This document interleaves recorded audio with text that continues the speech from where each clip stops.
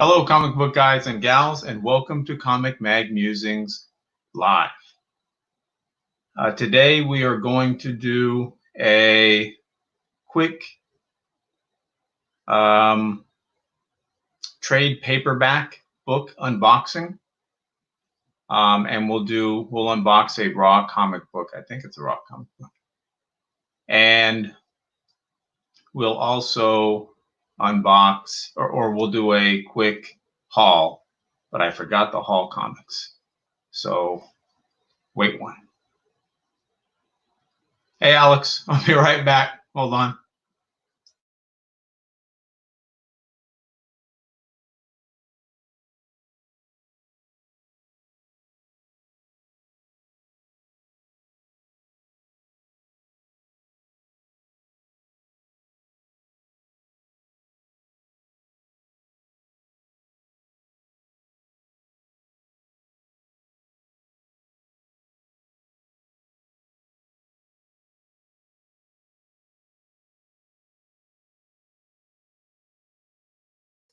All right, I'm back.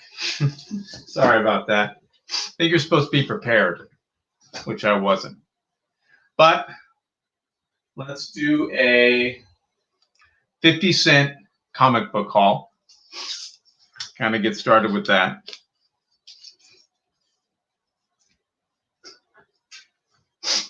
How are you this evening, by the way? Good, I hope.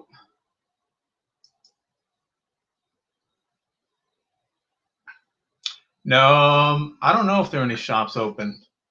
Actually, I got these probably 4 or 5 months ago. So in the past 6-7 months, I probably had gotten hundreds of $1.50 comic books, just because I generally don't go to comic book shops too often.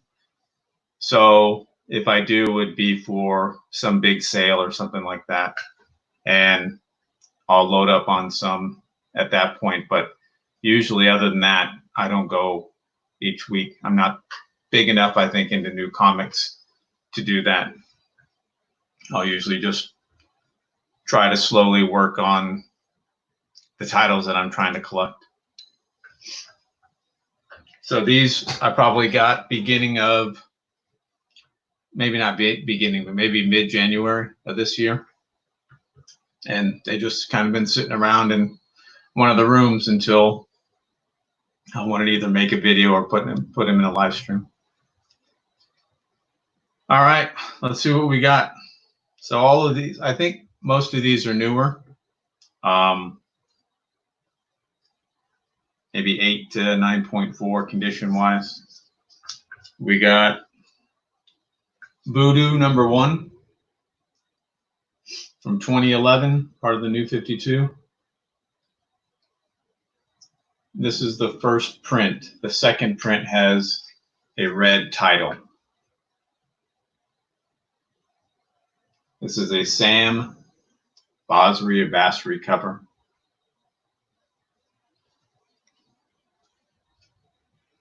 What else do we have? The Mighty Thor #17 from 2012 with Walt Simonson as the cover artist.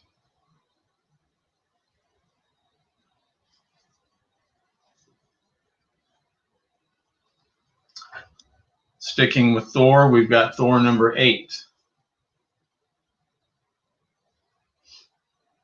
This is written by Jason Aaron of Scalp fame, and the cover is by Michael Del Mundo.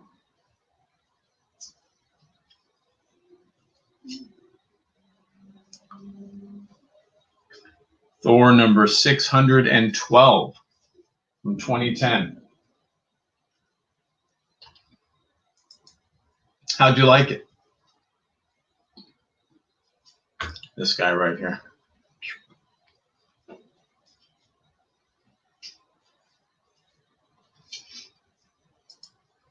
Good read. This cover is by Miko Swayan.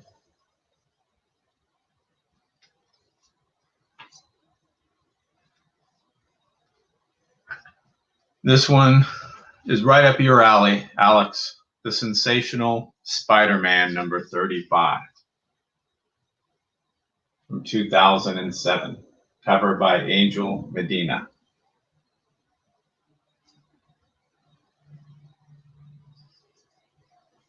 Something tells me you like Spider-Man. This is Spider-Man and the League of Realms number 1. This is a newer one from 2019 with a Cully Hamner cover.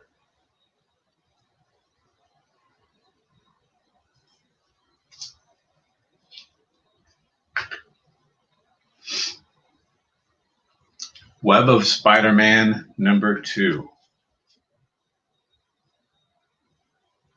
From 1985, Greg LaRocque cover.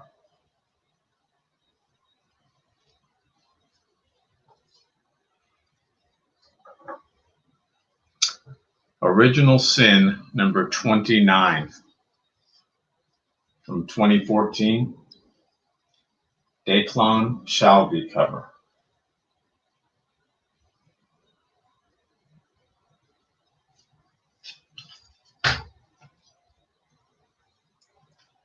We've got Shadow of the Bat number 2. The painted cover by Brian Stelfreeze.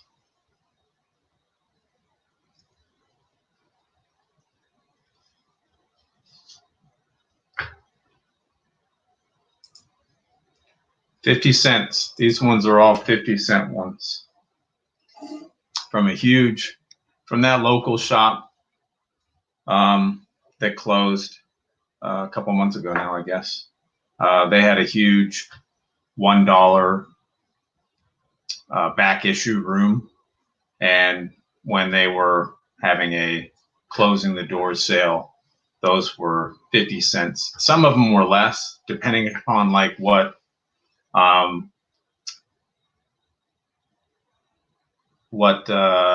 letter the title started with. There's like a 15% discount on top of it, but I didn't want to track all that, so I just say they're all 50 cents. But I guess some were maybe 40 cents, 35 around there. Shadow of the Bat number 3. This is the first appearance of Amygdala.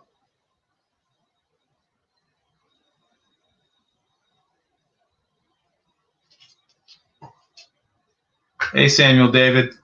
Thanks for stopping by. I appreciate it. I will, at the end of the video, I'll do a quick recap summary. Shadow of the Bat number 4, 1992. Again, a painted cover by Brian Stelfreeze.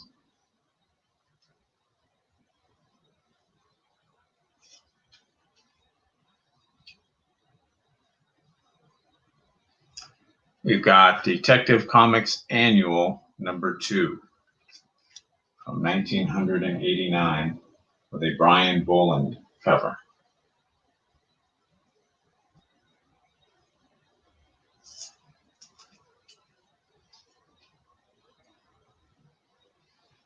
And lastly, we have Detective Comics Batman 0, continued from Shadow of the Bat number 0.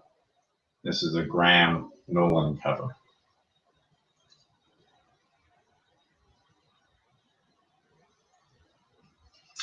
And those are the 50-cent books.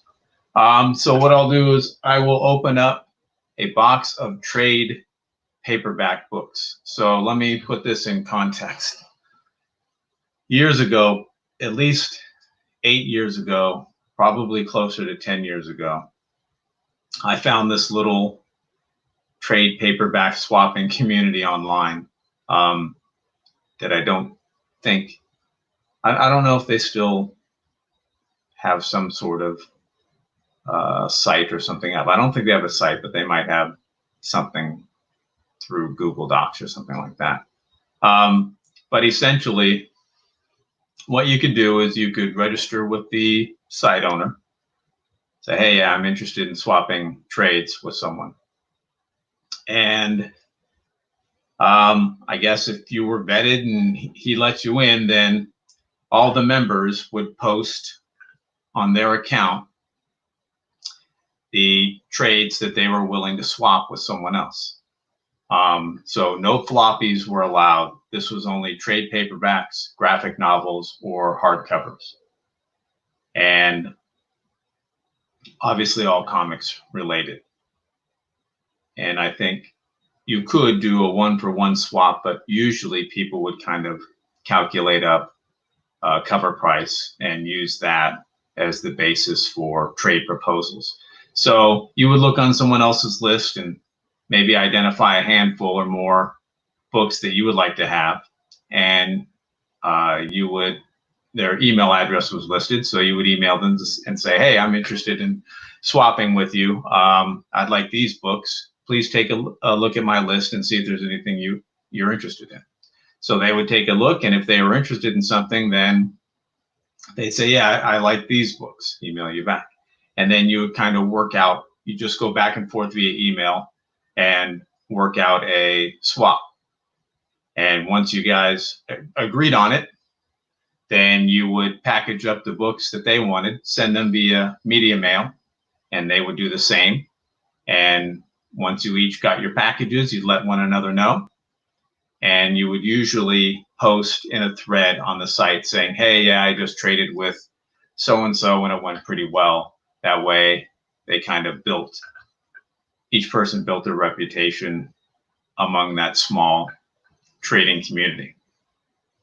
So I was pretty active on that for several years, but I haven't, or at least I hadn't done it in years, maybe 4 or 5 years or so. And one of the gentlemen that I traded with several times, he'd emailed me a couple times over the last few years asking me if I was still interested in trading. And I just haven't been. I have so many trade paperbacks. I probably have between 700 and 1,000 trades, many of which I haven't read, some of which I would slowly put a run for the complete set of trades together, and then I would read them. But whenever I saw them cheap and it was one that I would need, I would pick it up. So within the last few years, I have more than I can read, and I'm just trying to get through some of the ones I have and divest myself of those. I've been selling some on eBay. I sold, I think, the complete set of Transmetropolitan, DMZ. What else did I just sell? Scout. Mainly indie ones. I'm probably going to hold on to like my Marvel Essential and Showcase Presents trades, just because they're a really cheap alternative to some of the original Gold and Silver and Bronze Age comics. But I really just don't need any more. Plus, I have Marvel Unlimited, and so I have more reading options than I can deal with at this point. But he contacted me again recently, and he's a really good guy. And so I said, yeah, you know what? Just for the sake of helping him out, because he wanted some new reading material, and because he'd done so many trades with me in the past, I'll do another trade. And so I threw up some books that I had available, and he picked a handful of those, and I picked some from his, and we swapped. And just a couple of days ago, I got in the books that he sent. So I will open that box. So if anyone watching either live or on the replay is interested in trading trade paperbacks or hardcovers or graphic novels, feel free to send me your contact information, and I will pass it on to this gentleman, because I know that he's still looking for trade partners. It's just not where I'm at right now anymore. So Here is the box.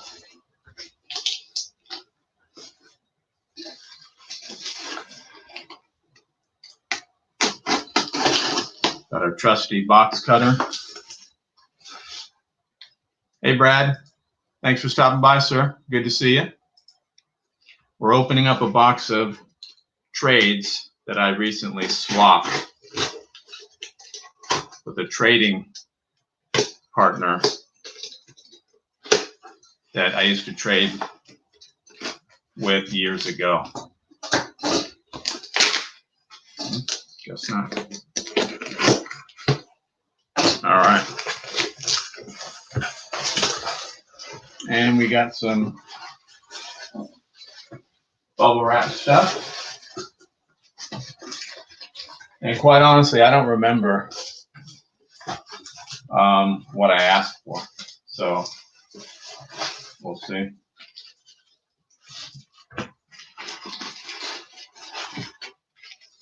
All right. So that's just packing material. Set those guys over here. So this one has a Midtown Comics paper bag that it's wrapped up in. This is a hardcover, I think. Oh yeah, cool. So Mouse Guard Ball of 1152.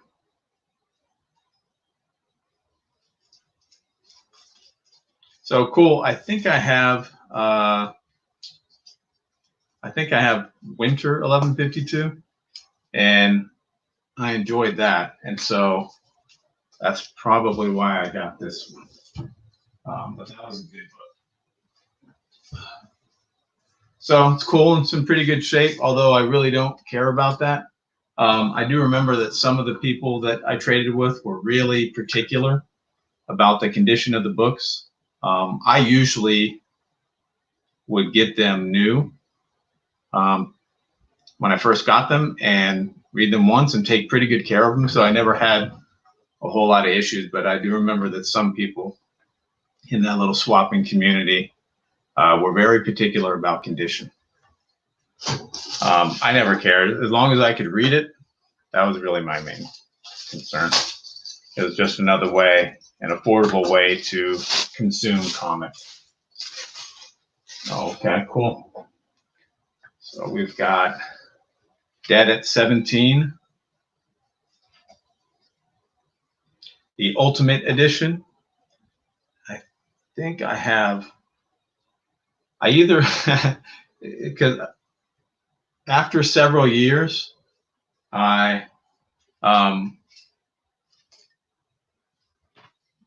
started putting in my Excel spreadsheet, my high-tech Excel spreadsheet, the books that I had, but traded away, so I remembered.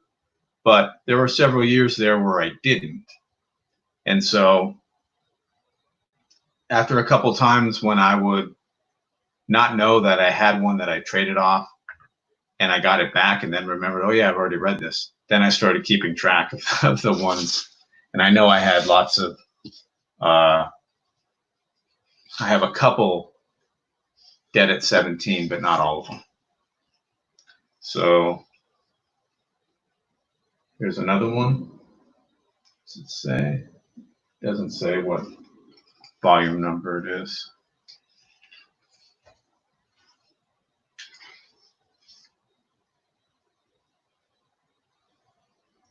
Just listed as Dead at 17 Afterbirth. So we got that one. We've got this one.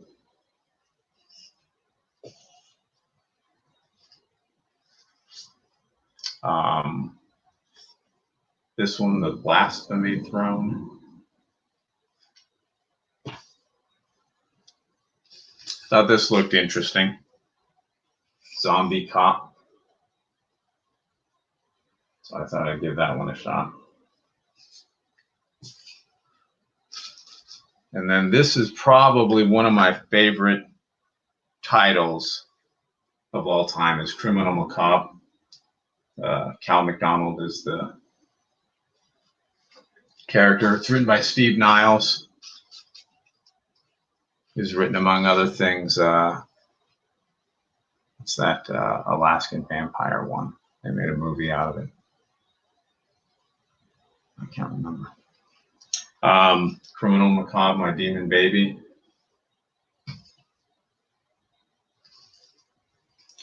Criminal Macabre, Two Red Eyes. And lastly, in this one, we have Cal McDonald, Criminal Macabre, Last Train to Deadsville. So these ones I'll probably hold on to because I'm such a big fan of that character in that series. And those are the trades. What did I trade for those? I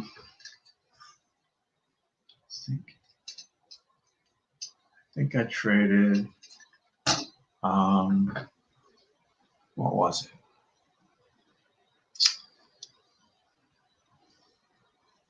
Stay Puffed, a trade paperback by John Layman.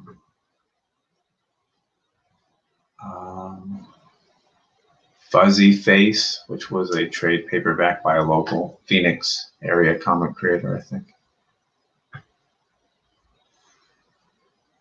Redneck, I think, Volume 1 of Redneck.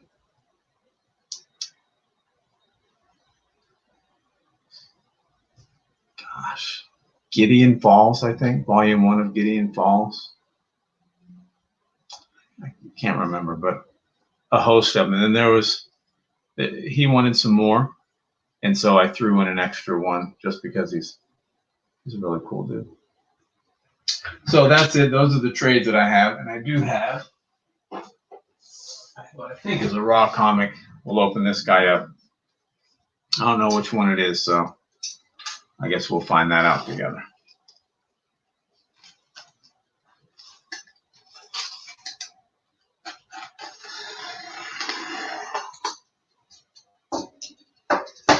All right.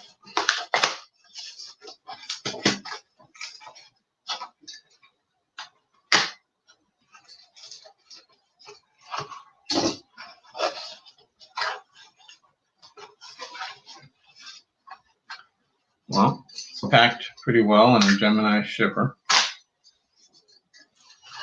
And then it's in a bag as well. So let's see. Let's open this bad boy up.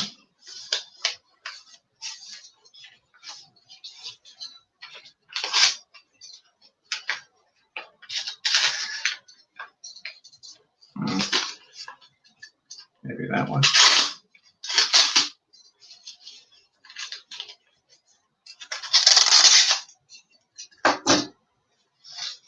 Okay.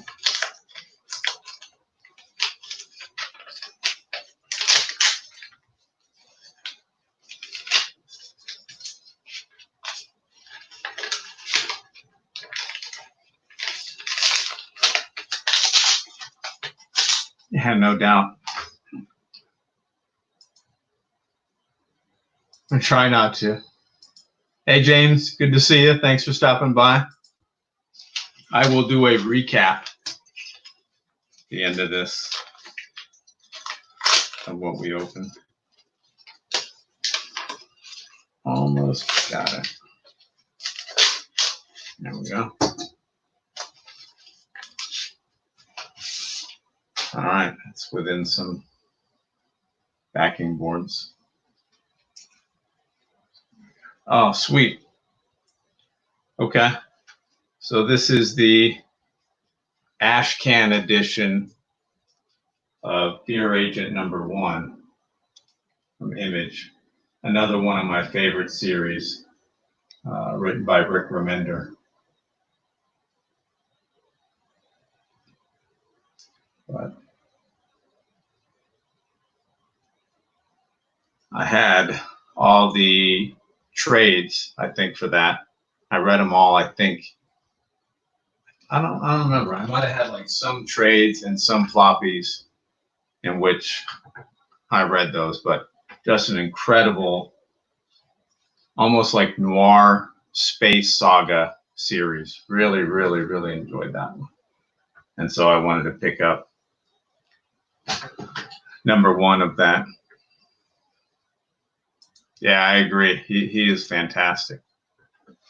He and Rick Remender, Steve Niles,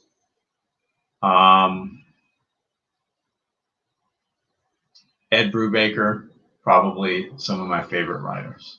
And obviously, I love the art too, but probably between the two, the writing is what I follow more. And so I follow the writers more than the artists. Yes, it's fantastic. Love it. Very, very good. One of my favorite titles or series. So let me do a quick recap. So we got Fear Agent, Afghan edition #1. Maybe at some point I'll send this guy in because it's really high grade to CGC, get graded. I just sent some books in about a month, maybe 5 weeks ago. And that was the first time in like 15 years I'd ever sent anything into CGC. The first time I ever did was with that comic book shop where I picked up these 50-cent comics that I'll show you. I did it through them. I bought some books on consignment. I think I had a couple Black Panther, Hero for Hire, and I might have had one. It was about 6 books in total. Might have been a Conan in there that I felt were high grade. And at that time, you couldn't buy like a CGC membership on your own. You had to go through a preferred dealer or licensed vendor. And so they happened to be one. So I just bought them there and then filled out the paperwork, gave them to them, and they contacted me maybe 2 months or so later and said, your books are back, come pick them up. And so that was the only time up until about 5 weeks ago that I'd ever sent anything through to CGC.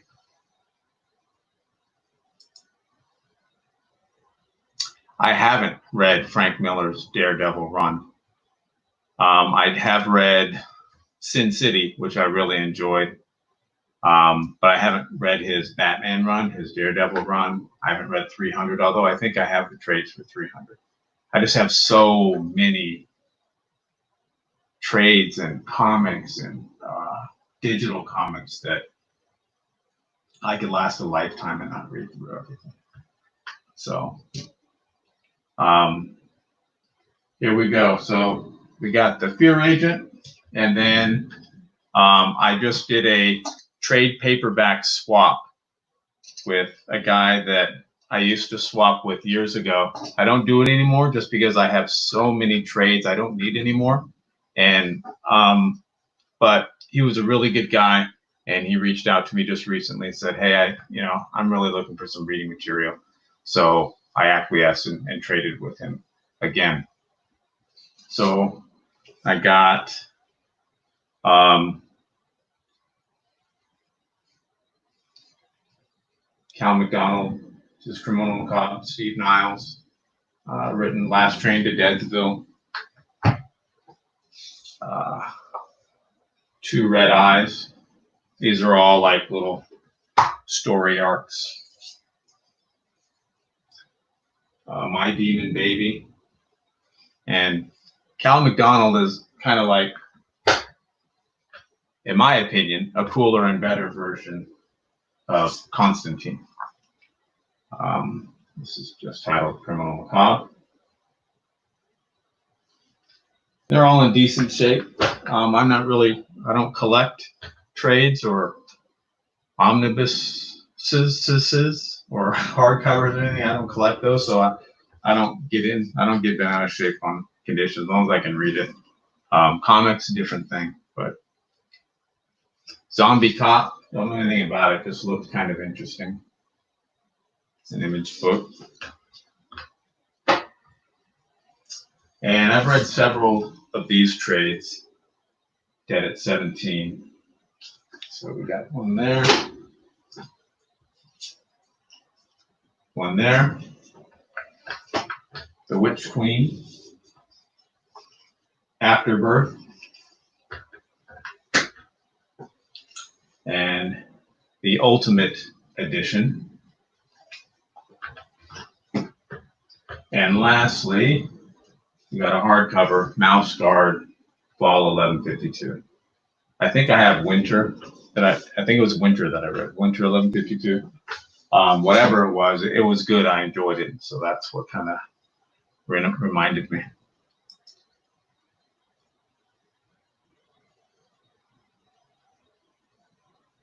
Yeah. Yeah, I've got a lot of CGC books. Almost all of them, nearly all of them, except the maybe 3 from that original 6 that I submitted 15 years ago. Nearly all of them bought slab. I sold like 3 of them because they weren't in a grade I wanted,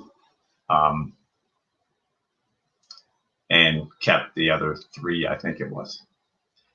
But yeah, I have a lot, hundreds of slabs.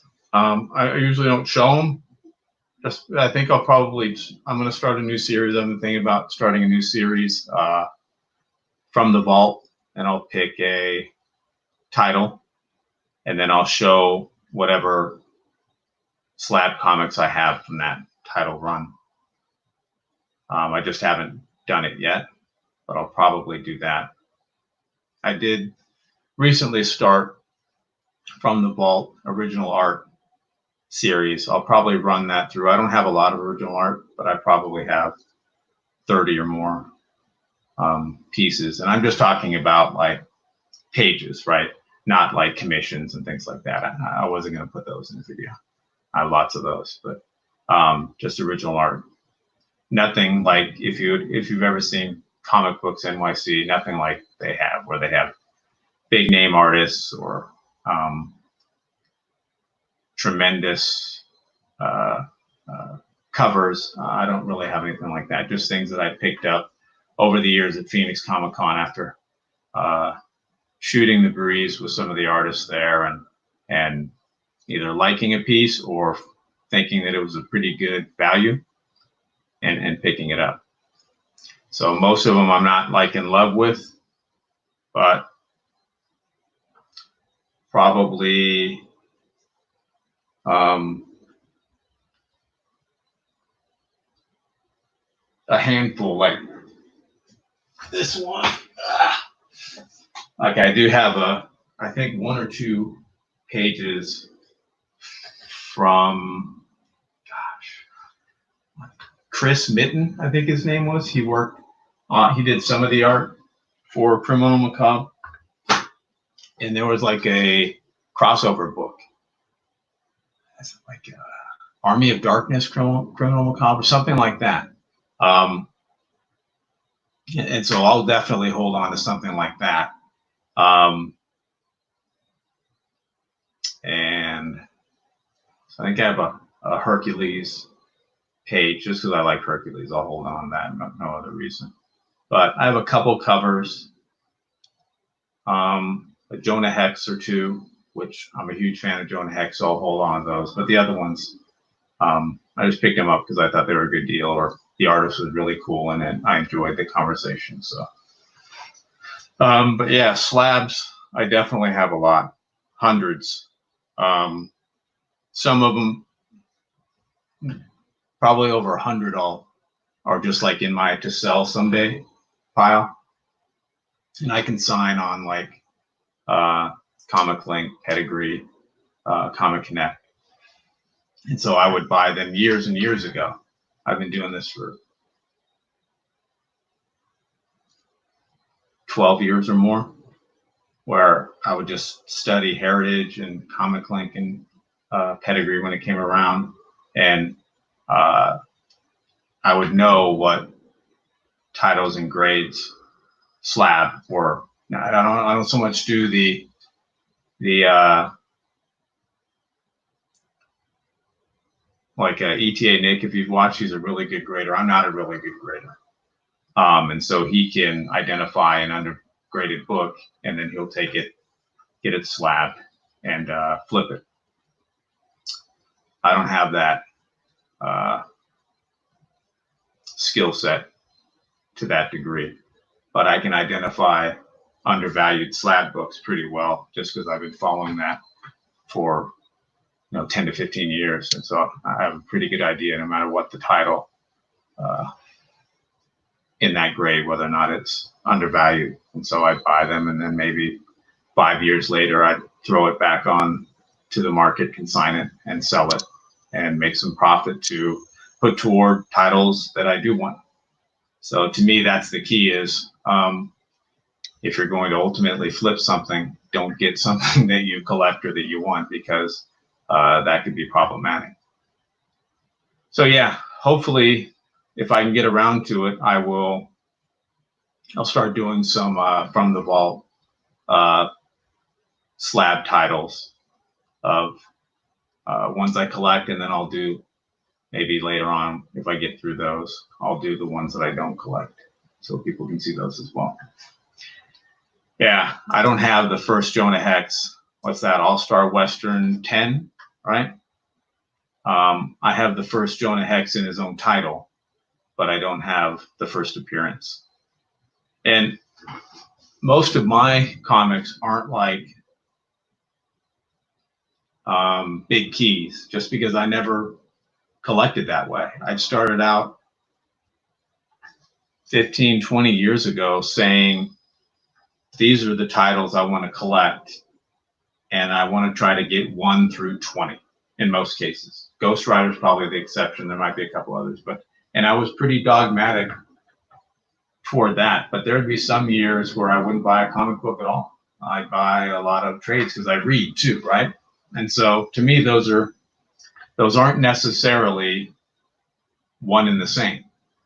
I read comic books for fun, but I don't collect what I read. I usually read trades or hardcover or graphic novel, and just recently digitally.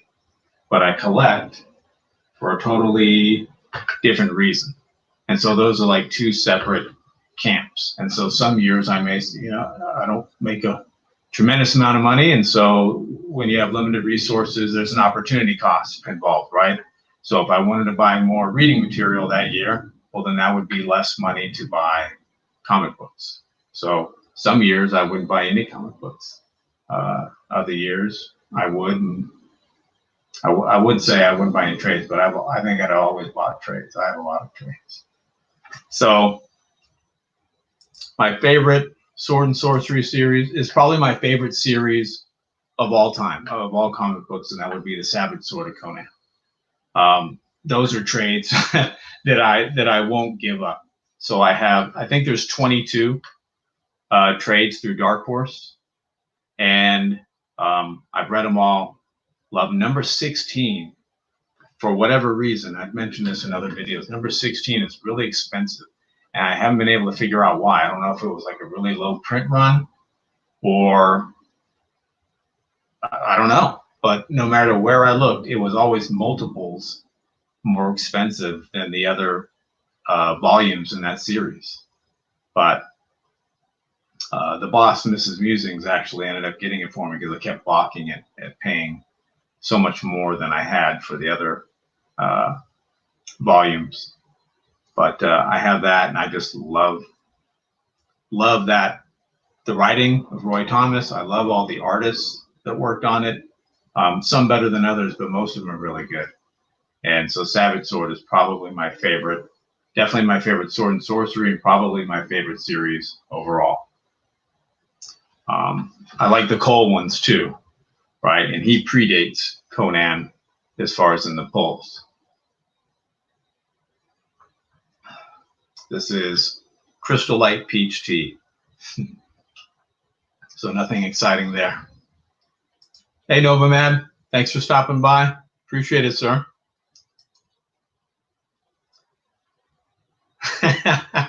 yeah.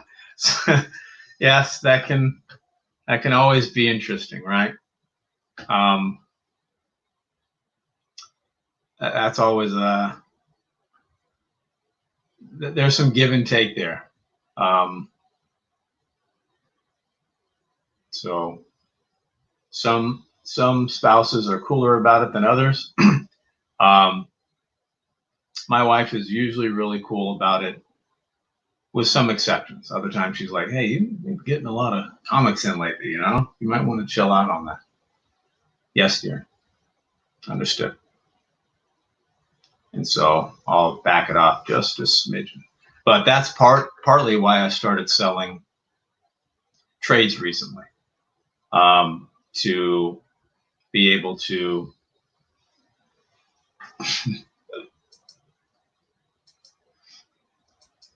see. That's the way to do it right there. I've tried to get my wife into comic books. She is a little bit. She's read some things like that had some kind of tie-in.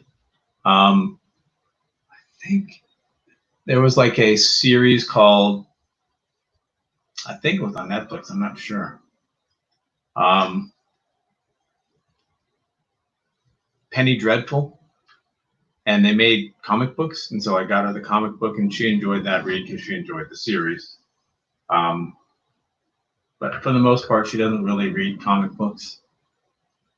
She does collect a couple. She's into Wonder Woman, and so when I say she does, I kind of collect them on her behalf. But I really enjoyed the run where Wonder Woman lost her powers. I think it's what is that? Is that one?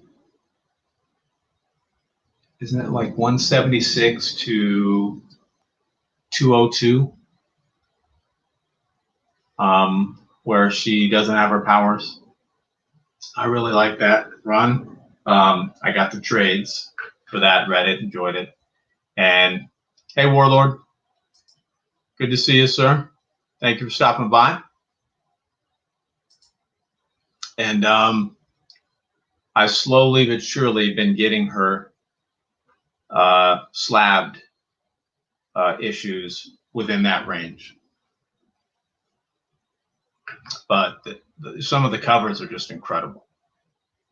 Really love some of the covers. They're very, some of them very psychedelic, very 60s oriented, even though several of them are during the 70s.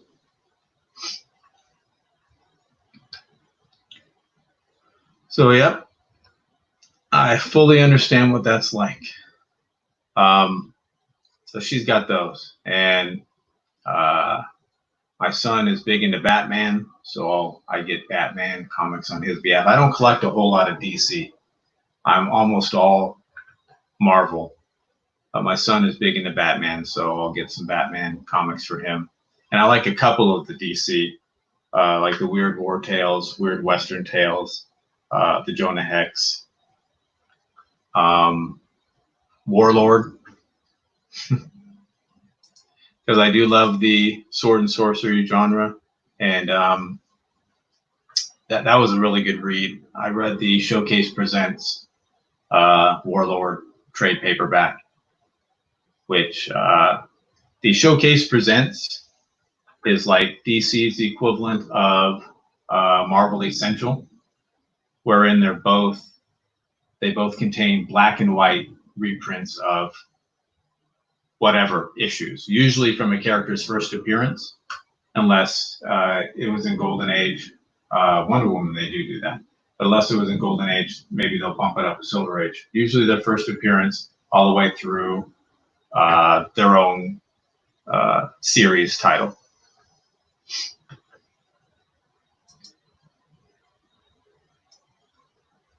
Black Cat, very cool. I think I got one of those not too long ago. I guess it was too long ago, maybe about 6 months ago, when I was picking up some old comics from someone off of, he was either off of Craigslist or OfferUp, one of those things. Spider Comics 7, Big Nick. Yep. Nick's a good guy.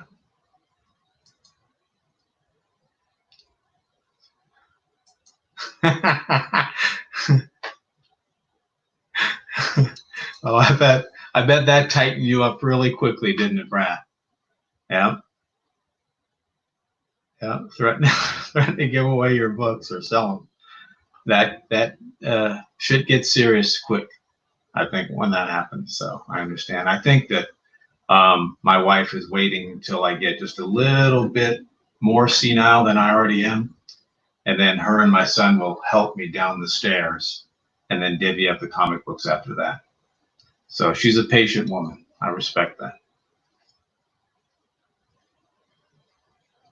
Oh, so yeah, Warlord was a really, really good read.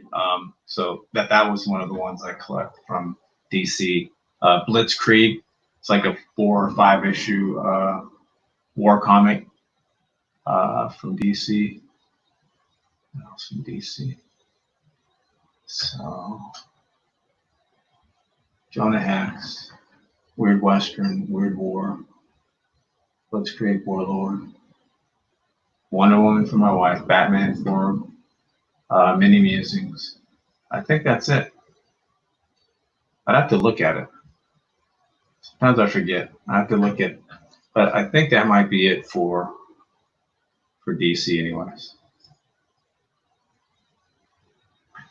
But other than that, I do read a lot of DC. Oh, so anyways, yeah. So Showcase Presents and Marvel Essential are kind of equivalent, and so that's probably the way I consume most of these superhero titles.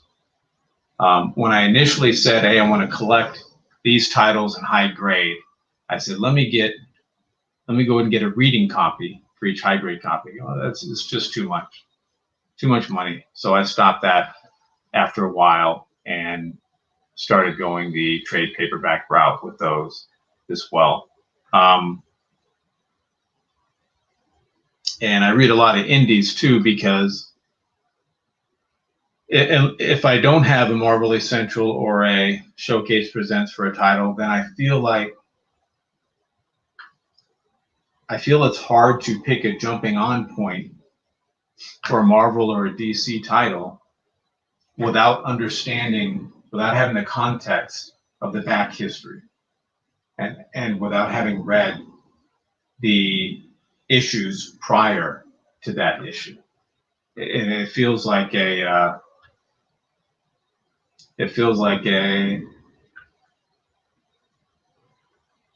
obligation, right? I'm obligated to go back and read all the way up until that point, so I understand all the history, all the nuances, any of the references they make. I'll understand them because I've consumed everything up until that point before moving forward. And so I think because of that, when it comes to other reading, I've liked reading indies like through Vertigo or Image, mainly those two, but Boom, Dark Horse, because usually they would come out with a new title, a new character that didn't have any previous history, so I could jump on without feeling that I was missing out on something. And if I liked it past the first trade, then I would keep getting it. If I didn't, then that's fine. But I wouldn't feel a sense of obligation to get anything that was written prior to that.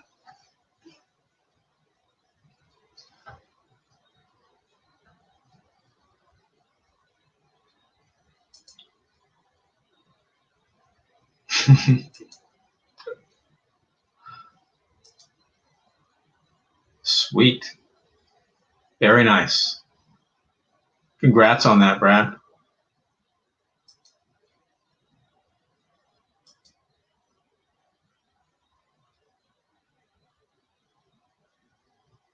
Yes, that's true. It is, and that's kind of what I was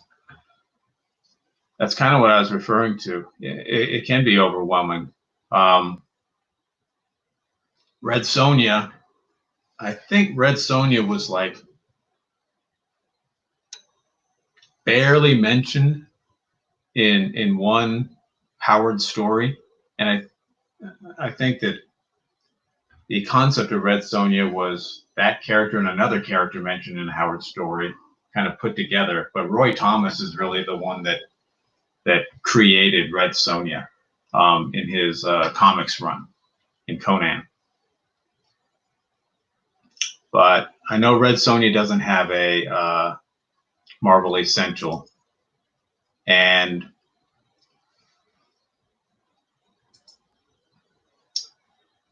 she's in some of the Conan.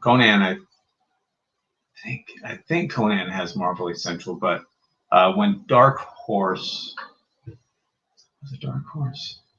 Yeah, I think when Dark Horse had the property, they reprinted a lot of the Marvel comics runs of Conan.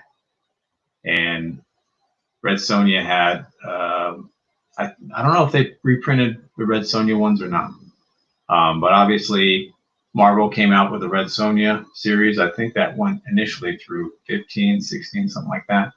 And then they tried again, I think, in the 80s. But most of the Red Sonja has been written by Dynamite, I think, and I think they still have that license. Yeah, I do too. That's the problem, right? It's sometimes I have to kind of stop and take a break, because I have so many interests, but a finite set of resources, right? And so I always have to consider, what's the opportunity cost? If I want to start collecting this or that, what will that detract from? What will that take resources away from? Is it important enough? And I have to kind of weigh that decision. So I was getting into a lot of modern comics, and most of my modern comics are cover buys. And if it's Marvel, I'll probably end up reading it, right? Because through Marvel Unlimited, I've read a lot of the since 2018, a lot of the titles: Thor, Doctor Strange, X-Men, Spider-Man. What else? Probably Venom, Immortal Hulk, probably like 15 different titles, and it's been great. But if it's not Marvel, I probably won't end up reading it, unless someone just shakes me and says, "Hey, dude, you've got to read this Supergirl title," or Lois Lane, I heard, is a really good read from DC. Unless someone says that, then I probably won't, just because I can't. There's just too many. I mean, I work a lot, and I'm raising an 8-year-old, and there's just not enough time to read everything. So I have to be somewhat selective about what I read. And lately, I've been reading trades, not even anything in Marvel Unlimited, reading trades, so then I can sell them on eBay, because I have so many, and I'm trying to use that as the way to put some money back into the comic book fund to get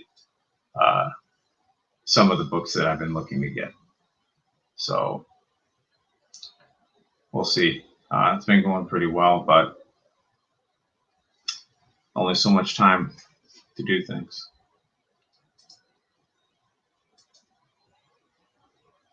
Red Sonja is a good-looking gal. Yes, I haven't read all of the Conan. I haven't read all of the Conan Marvel, the regular title. I've read all of the Red Sonja Marvel. I haven't read all of the Red Sonja Dynamite. I think I've read all the Cole. So Cole the Conqueror, Cole the Destroyer. But I read the original Howard stories as well. And what else did he? Who's that Puritan? That Puritan that has adventures like in Africa as well as Europe. Gosh, I think they made I read some of the trades on him. I think they made a movie about it. I didn't see it, but my wife did and said it wasn't very good. I always forget his name. Solomon Kane. There you go. Yeah, Solomon Kane.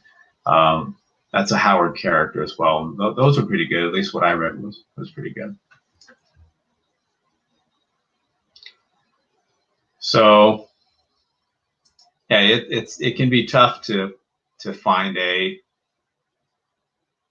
jumping on point. But I highly recommend with any character, if they're Marvel or DC, going the presents, or the showcase presents, or the Marvel Essential route. I actually like the showcase presents a little bit better because they number their pages, and it seems so simple and such a little thing, but it does bug me with Marvel unless the reprinted artwork has the page number in there. Sometimes you can go 2 pages and miss a page. And DC numbers them. To me, that's that's very helpful. I can't understand why Marvel didn't do that. The one trade-off, right, is that they're both in black and white, so you do lose that. You lose a little bit of quality in consuming those. But for me, it was a value proposition when you juxtapose that against buying like a Marvel Masterworks or something like that, which was multiples more expensive. I was chasing the story more so than the artwork, and so I said that I'll sacrifice a bit of quality in the experience in order to save a lot of money and be able to get more trades for my buck, essentially. So. Of course, it works out really well with Savage Sword of Conan because those were all originally black and white anyways. Same with something like Walking Dead. I think I have the first 3, I think there's only 3 compendiums of that. And those were originally black and white, like gray wash. So that works out okay. You're not really sacrificing anything in that respect other than collectability, right? Hey, Nick. Good to see you, sir. Thanks for stopping by. But unless anyone had any questions, I think we're getting ready to wrap it up. I'll show this guy again. This was the Ash Can edition of Fear Agent #1 from Image that I got. And I also opened some trades, and we did a 50-cent haul. Looked at some 50-cent comics that I'd gotten from a comic book shop which closed a couple months ago. So I got those in January or so. And I think I said that before. Someone's asked me in some of my videos. I do usually every Monday I'll do a 50-cent haul. Every Friday I'll do a $1 haul. And last month or so, some people are like, wow, are there comic book shops open where you are? I got these months ago. Some of them 6, 7, 8 months ago. So no, as far as I know, there aren't any comic book shops open. There might be, but I generally don't go to comic book shops too often. And if I did in the past, I would usually just go kind of look around, talk to the owner. Maybe it was someone who I'd seen at Phoenix Comic Con or something like that. And probably leave without buying anything. Just because, as I alluded to before, I have more than enough reading material and trades. Probably 800 or maybe even close to 1,000 trade paperbacks, many of which I haven't read yet. And so I don't necessarily need to pick up more reading material. Plus, I probably prefer reading some of the bronze and copper age stories to some of the titles that are put out, or at least were put out recently up until everything kind of happened. I do think that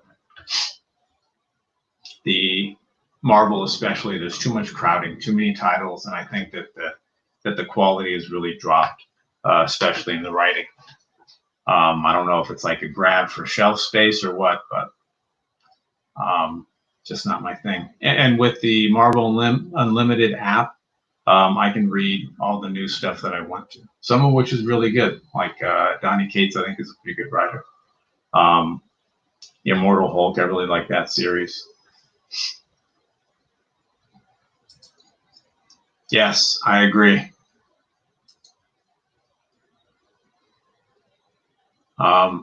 They're just some incredible artists with frontispieces, with the covers, and Savage Sword on the Hulk comic. Like I got one of those. Was it Marvel Premiere? Was that a comic, or was it Marvel Preview? One of those two, I think, was a magazine size. We'll see. Uh-oh. Might be a road trip. Some backroom discussions will be taking place soon. You know, it's interesting, Nick. I actually, if you want to call it lived, I lived in Kentucky for about 5 months because that's where I did my basic training. Decades and decades ago, when I was a young man, I went to I was at Fort Knox, Kentucky, and Fort Knox is an armor post, and I did my basic and AIT, my advanced individual training. I hate getting all military. I think there's too much on that. I generally don't talk about it unless it just comes up. But I was an M1A1 tanker once upon a time, and Fort Knox was the only armor training facility. So that's where I did my basic, and my advanced training was all combined with basic, which it was called OSET, I think. This is a long time ago, but 91, I think is when I went. So yeah, so I was there from September through just before Christmas, and it rained all of the time, and it was cold. Right, I'm a native of Arizona. I have desert in my blood, and we're out in the field, and it was like below freezing. I'm like, this is insane. How do people live like this? I think I got frostbite or something. It was so incredibly cold. I couldn't understand it. It blew my mind. But at any rate, yeah, so I spent 4 or 5 months there in Kentucky, and then I was stationed at Fort Hood the whole time in Central Texas that I was in the Army. And I stayed in Texas for 8 years and then came back to Phoenix. So other than that, and 1 summer out in California, I've been in Phoenix the whole time. Wow, in the 50s, that must have been like a Sherman or a Patton, you know, one of those tanks that he was in. I think the M1 came out in the late 70s. It shows how old that technology is and how good the tank is. And it's got a German gun, or at least the M1A1 does, 120 millimeter gun from the Leopard tank. So they just took that gun and breech unit from that, borrowed it from our, at the time, West German allies, and put that in there. But I was a driver when I first got in, then a loader, and then a gunner. And I was in the Texas Army National Guard as well for several years. So many times I spent, I'd say I was in the Army itself for 3 years, and 2 of those years we were out in the field, away from civilization, and that is wild. It can get trying when you're with the same 4 people. You look this way and there's someone, you look this way and there's someone, you're all stuck on the tank for months at a time, eating the same thing, not being able to shower. It can rattle your nerves, that's for sure. But thank you, I appreciate that. So yeah, that's when I was a much younger man. Um, but at any rate, yes, I was in Kentucky for that, Fort Knox. I did the same obstacle course that they did in Stripes. They filmed that there. Um, and then I had a buddy when I got stationed at Fort Hood. I had a buddy who was from a place called Central City, Kentucky, and I went and visited him one time for a weekend. I think years later. I think I flew into like some Ohio airport, and then he came and picked me up, and we drove back to his town, Central City, Kentucky. We just kind of hung out. I'm sorry. You know, BS'd about the old days, and that was it. And another time when I was in the Guard, we went to a tanker museum in Kentucky, Fort Knox, and I think we did some. Gosh, I can't remember what it's called now, but they had training. I wish many, almost 2 decades over 30. I wish. So I think, gosh, what was that called? But they had like these. It was a much cheaper way. Even when I was in the Army, they had them. I just don't. The memory isn't what it used to be, but they had a cheap alternative to training, to the cost of training, with these like indoor simulators, tank simulators, where you could have the driver. Yeah, I don't know that you really need the loader, but the driver, the tank commander, the gunner in there, and everything was via computer screens, and you would run through your different firing scenarios. And it was probably a 50th of the cost of actual training. The biggest cost, other than even more than salaries, biggest cost for the military is training. The wear and tear on the vehicles, paying the soldiers, obviously, leasing land from ranchers or what have you to do the training on, and the fuel. Like for the tank, you know, that's a turbine engine. It's an airplane engine that's in there. And it wasn't miles to the gallon, it was gallons to the mile. So usually to go from the motor pool, if you're training, you know, miles and miles away, it was more cost efficient to bring in a head, a big truck, and you would drive the tank up and head it on the truck, and the truck would take you to the training area. Then you take the tank off and go do your thing, and then head to get back, usually to a wash rack, wash them off, and go back to the motor.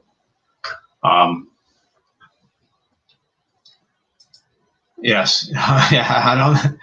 There was a lot of that going on. A whole lot of bodily functions going on. You really just didn't give a crap about what anyone thought or said. And that could be a harrowing experience too, just heading the tanks. I remember when I was in the Guard, because most of the people in the Texas Army National Guard, so I can only speak to my experience, but most of them used to be in the Army and then went into the Guard. Some of them, though, much like the reserves, I guess, but some of them just did basic and then went straight into the Guard. So they didn't have the same level of experience. And it could be very unnerving to head a tank, because, let's see if I can do this, because you've got, it goes up like this and then flat like that. And so you've got to drive the tank, and you have a ground guide in front of you. But at some point right here, all you see are some hands, and then you're almost going straight up before you go boom, down like that. And so some people would get very scared, especially if they just witness a tank going boom and go falling sideways off the head onto the side track. That could rattle some people. And so I would usually get like several offers of the Mars or the M&M candies that came in MREs, or the pineapple pound cake or cherry pound cake that came in MREs, if I'd had their tank for them. So I would do that. And I remember one time, one of the funnest times I had was when I told I had the ground guy line me up perfectly. And I told him to get out of the way of this gun, to boom, boom, right on the back. I got in trouble for that, but it was probably one of the funnest times I had just in the National Guard. Yes, simulation is a tremendous savings for them, and so they were big into that. But at any rate, yeah. So that third time I'd been to Kentucky was to do some of that simulation training, and we went to I don't remember. We went to an armor museum. I don't know if it was. I'm sure it was on Fort Hood. I don't know. I think when I first got in, see, I didn't care because I had a tank, right? And so, but I imagine if I was infantry or something, who needed to heat up my food and didn't have a heat source, that would be a problem. Right when I was getting out, though, they had these little heater chemical bags that they would pour some water in, drop in their meal, close it up, and it would heat up their meal for them. So that was pretty cool. I would just take whatever I had and put it on the grill of one of the tanks, whichever one was running, and I could leave it on there for about 5 seconds and grab it real quickly and throw it off because it was hot as hell, and my meal was cooked up. Or I'd find one that had recently shut off and just leave it on there for a couple minutes, and that would heat it up just fine. But I hated those little chemical packets because, number one, we didn't need them, and number two, if they weren't used, they were bad for the environment. So a couple details I had to go on is going to the dump at Fort Hood and once at NTC in California when we did a month rotation there. And we have to dig through the dump to find any of those unused heaters because they had to be disposed of a different way. So that sucked. Wow, yeah, I bet he did. Well, that's awesome. Thank your father for me. He whether at peacetime or war, that's something special. Everyone I talked to that was in my unit that had come from Germany couldn't wait to get back to Germany. It was universal. They didn't like stateside. They liked Germany better because they liked to be traveling in Germany, like to travel Europe. But even the Army unit itself, they said it was so much better organized, better run, better quality training. Everything they said was better in Germany than it was stateside. They some of them had quite a tough time adjusting and couldn't wait to get back to Germany. Korea was a different story. Usually, the guys at our unit that had been to Korea or just come from Korea were glad that they weren't there anymore. So, yeah. Well, so what I heard is because when I first got in, I was in 1st Cavalry Division, and then I was moved to 2nd Armored Division, which was Pattonville Division. And then right when I was getting out, they changed to 4th Infantry Division. I don't know a whole lot about that. But I think in Germany they had 8th ID, they had 3rd Armored Division, and they had 1st Armored Division. And so a lot of the Germans, because some of these were quick react forces, joint forces with NATO, and they did a lot of quick react training. And so they would bust out of the motor pool and get to an assembly area. And so a lot of the Germans would park their cars in convenient locations around the motor pool where there was a high likelihood that they would be clipped by a tank. And Uncle Sam pays up. So they were hoping that their car would get smashed or damaged by one of the tanks that was busting around there for a drill so that they could get probably 150 to 200% of its worth paid for by the U.S. government. A lot of the ranchers did that on Fort Hood as well, because most of the training area is land that's leased from local farmers and ranchers by the U.S. government, and including the firing ranges. And so Some of the ranchers would accidentally let their cattle roam into the firing ranges when they knew the ranges were hot. And if they got shot, then that rancher was paid for that cow and several successive generations of calves that cow would have been a part of creating. So it was quite lucrative for them. And I can tell you from personal experience when I was in the Guard that a cow at night who's just grazing looks very similar to a heated tank target. And I'll leave it at that. So I know it definitely happened, and some people definitely got paid. But that's it. I've been going on and on about Army, and I'm sorry about that. This is comic books. So thank you, everyone. I appreciate you stopping by. I'll try and do another live stream in a week and open up some more boxes, and we'll see what we find. But